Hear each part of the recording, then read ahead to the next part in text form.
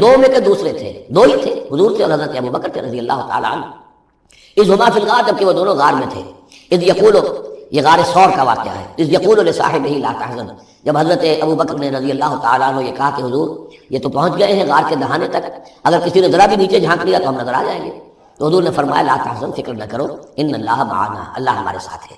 فانزل اللہ سکینتہ علیہ، تو اللہ تعالیٰ نے تسکین اور سکون نازل کر دیا ان پر، وایدہ بجنود لم تروها، اور ان کی مدد فرمائی ان لشکروں سے جنہیں تم نہیں دیکھتے، وجعل کلمۃ الذین کفروا السفلی، اور جس کا نتیجہ یہ نکلا ہے کہ کافروں کا کلمہ جو ہے وہ نیچا پڑ چکا ہے، پورے جزیرہ نما عرب کے اندر اللہ کا دین جو ہے غالب آ چکا ہے۔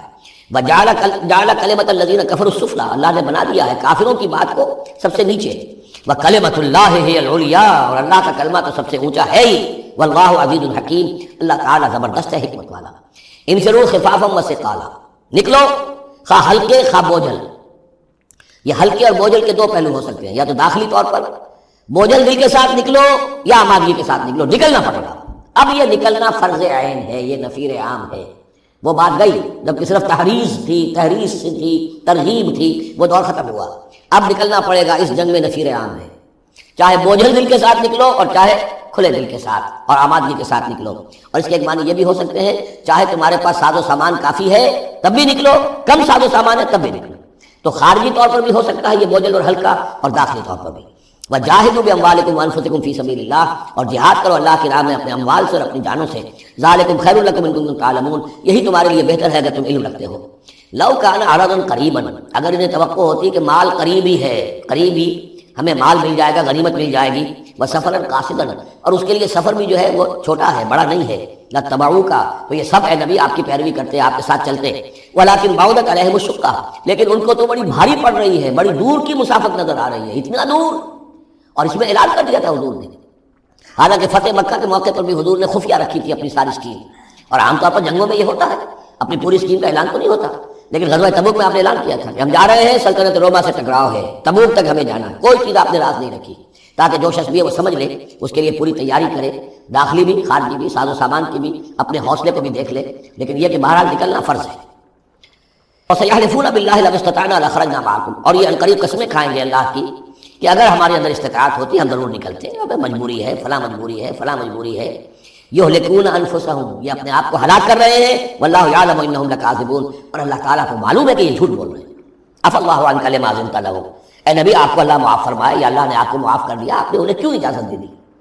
یعنی کوئی منافق آیا، کوئی اور آیا، حضور یہ مجبوری ہے، بیوی بیمار ہے، کوئی دیکھ بھال کرنے والا نہیں ہے، تو مجھے اجازت دے دی، اچھا بھائی جاؤ۔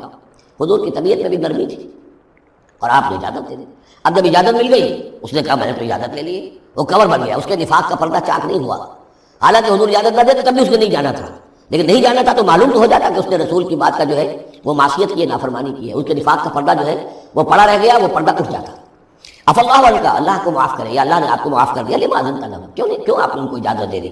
حتی یتبین لک الذین صدقوا وتعلم الکاذبین، یہاں تک کہ آپ کے لیے واضح ہو جاتا کون صادق الایمان ہے، کون سچے مسلمان ہیں، اور آپ جان لیتے کون جھوٹے ہیں، اس لیے کہ انہوں نے پھر بھی نہیں جانا تھا، آپ اجازت نہ دیتے تب بھی رہ جانا تھا، اور اس سے یہ ہے کہ ان کے نفاق کا پردہ جو ہے وہ فاش ہو جاتا۔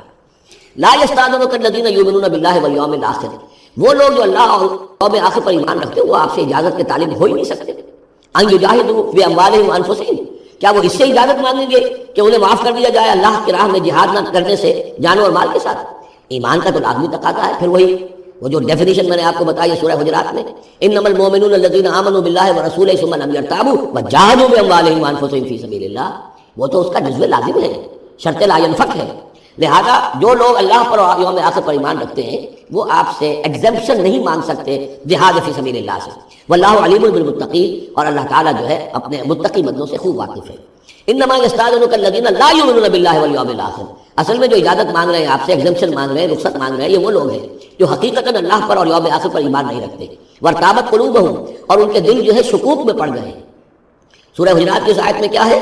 انما المؤمنون الذین آمنوا باللہ ورسولہ ثم لم یرتابوا، پھر شک میں نہ پڑے۔ یہاں فرمایا وارتابت قلوبہم، ان کے دلوں کے اندر شکوک کے ڈیرے ہیں۔ فہم فی ریبہم یترددون، اور وہ اپنے اسی شک و شبے کے اندر بھٹک رہے ہیں۔ تردد بھی یہی ہوتا ہے، تذبذب، تردد، چلوں نہ چلوں، یہ جو متردد ہو جاتا ہے آدمی، کبھی کہتا ہے چلنا چاہیے بھائی، ورنہ تو یہ کہ اب جو ہے بالکل پردہ فاش ہو جائے گا اور میں منافق قرار دے دیا جاؤں گا، اس کے بعد پھر یہ کہ پھر نہیں، کوئی نہ کوئی جھوٹا بہانہ بناؤ، قسم کھا لو۔ وَلَوْ أَرَادُوا الْخُرُوجَ لَأَعَدُّوا لَهُ عُدَّةً، اور اگر انہوں نے نکلنے کا ارادہ کیا ہوتا تو اس کے لیے ساز و سامان فراہم کرتے، جیسے کہ کیا جاتا ہے، آدمی سفر کے لیے تیاری کرتا ہے، انہوں نے تیاری نہیں کی۔ وَلَٰكِن كَرِهَ اللَّهُ انبَعَاثَهُم، تو اللہ تعالیٰ ہی نے ان کا نکلنا پسند نہیں فرمایا۔ فَثَبَّتَهُمْ، اور ان کو بوجھل کر دیا، ان کو روک دیا۔ وَقِيلَ اقْعُدُوا مَعَ الْقَاعِدِينَ، اور ان سے کہہ دیا گیا رہو بیٹھ رہنے والوں کے ساتھ تم بھی بیٹھ رہو، اس کی حکمت آگے آئے گی۔ لو خرجوا فیکم، اگر یہ نکلتے تھے آپ کے ساتھ، اے مسلمانوں تمہارے ساتھ، ما زادوکم الا خبالا، تو نہ اضافہ کرتے تمہارے لیے مگر خرابی کا۔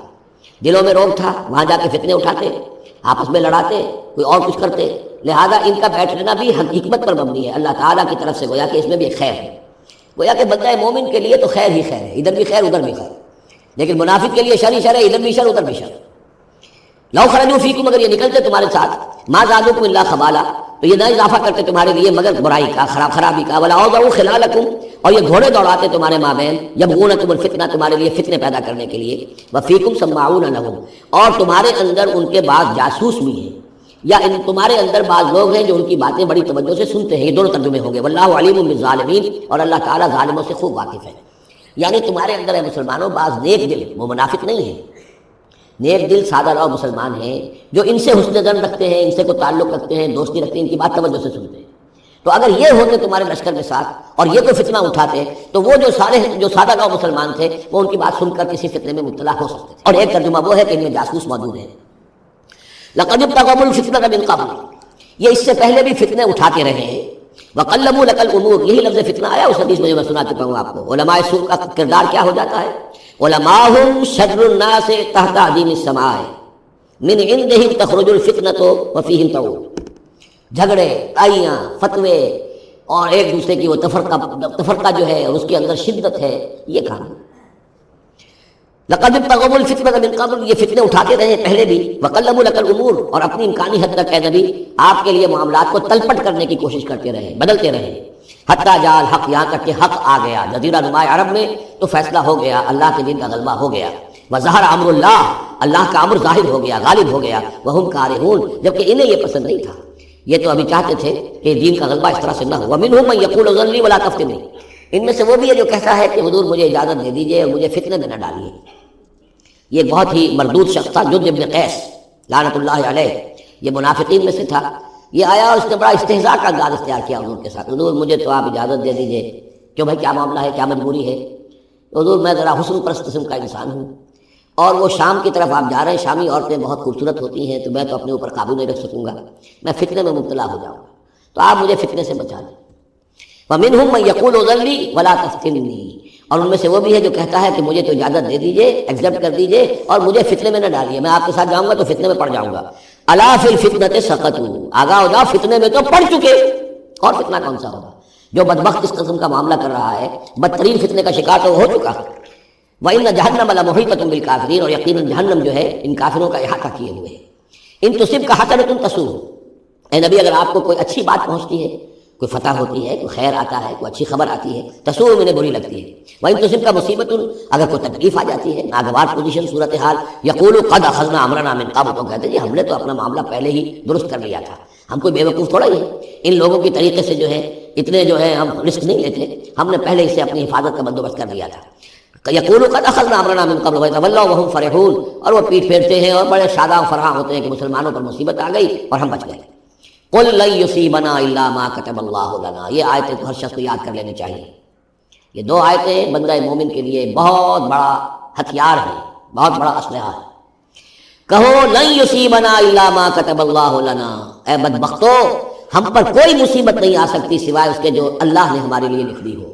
ہوا مولانا، وہ ہمارا مولا ہے، اگر اس کی طرف سے تکلیف آ جائے، دوست کی طرف سے تکلیف آ جائے کہ ہر کے ساقی مارے قہر الطاف، میرا ساقی میرے پیالے میں جو بھی ڈال دے اس کا لطف و کرم ہی ہے، تو اللہ کی طرف سے جو آئے سر تسلیم خط ہے جو مزاج یار میں آئے۔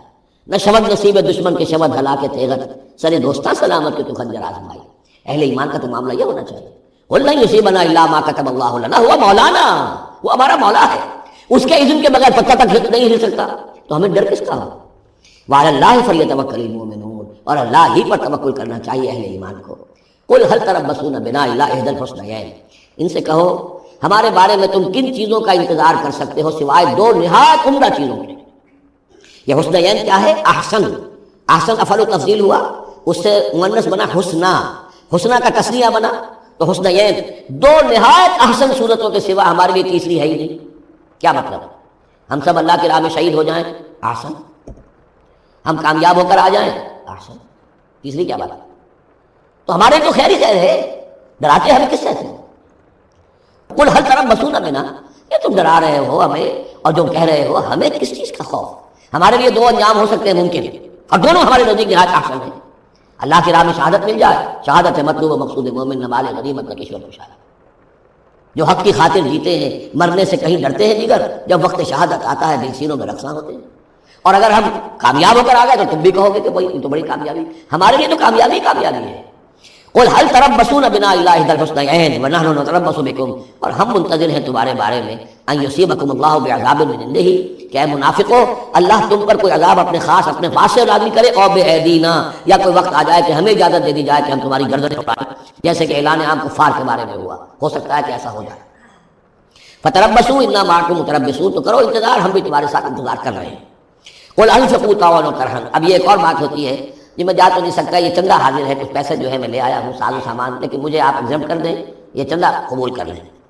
قل انفقوا طوعا وكرها، کہہ دیجئے ان سے کہ چاہے خرچ کرو خوشی سے اور چاہے مجبوری سے، لن يتقبل منکم، یہ تم سے قبول نہیں کیا جائے گا، انکم کنتم قوما فاسقین، اس لیے کہ تم نافرمان لوگ ہو۔ اس وقت جو ہے پیسہ بدل نہیں ہوگا، اس وقت تو جانا ہے، فرض عین ہے، نفیر عام ہے، اس وقت جو ہے یہ پیسہ اس کی جگہ پر کام نہیں کر سکتا۔ وما منعهم ان تقبل منهم نفقاتهم، اور نہیں محروم کیا انہیں اس بات سے کہ ان کے نفقات، ان کے خرچہ جو اللہ کی راہ میں چندہ دے رہے تھے ان کو قبول کیا جاتا، الا انهم كفروا بالله وبرسوله، اس لیے مگر اس بات میں کہ انہوں نے کفر کیا ہے اللہ کے ساتھ اور اس کے رسول کے ساتھ۔ ولا ياتون الصلاة الا وهم كسالى، اور وہ نماز کے لیے نہیں آتے مگر بہت ہی کسل مند۔ ولا ينفقون الا وهم كارهون، اور جو یہ خرچ بھی کرتے ہیں تو کراہت کے ساتھ کرتے ہیں، مجبوراً کرتے ہیں، وہ تو جان بچانے کے لیے خرچ کرنے کے لیے آمادہ ہو گئے ہیں، ورنہ انہیں مال جو ہے بڑا پیارا ہے۔ فلا تعجبک اموالهم ولا اولادهم، تو اے نبی اور اے مسلمانوں تمہیں ان کے مال اور ان کی اولاد ان سے دھوکہ نہ کھاؤ، اچھے نہ لگے تمہیں، تم سمجھتے ہو کہ اللہ کی بڑی نعمتیں ہیں ان پر، یہ دولت والے منافق تھے، بچا بچا کر رکھتے تھے، دولت والے تھے، ان کی اولاد جو اللہ نے دی ہے، اللہ تعالیٰ تو دنیا میں پھر اور دے دیتا ہے ان کو جن کا آخرت میں کوئی حصہ نہیں ہے، جو بھی کچھ ہے یہیں پر اپنا حساب کتاب کر لیں۔ فلا تعجبک، تو تعجب نہ کرو اس کے مال اور اولاد کے بارے میں، وہاں سخت الفاظ، انما یرید اللہ لیعذبہم بہا فی الحیات الدنیا، اللہ تعالیٰ چاہتا یہ ہے کہ انہی چیزوں کے ذریعے سے انہیں دنیا کی زندگی میں عذاب دے، یہی اولاد سوہان روح بھی بن جاتی ہے، یہی بڑا چہیتا لاڈلا بیٹا جس کے لیے کیا کچھ کیا ہے، اور ہو سکتا ہے کہ وہی جو ہے باپ کے لیے سوہان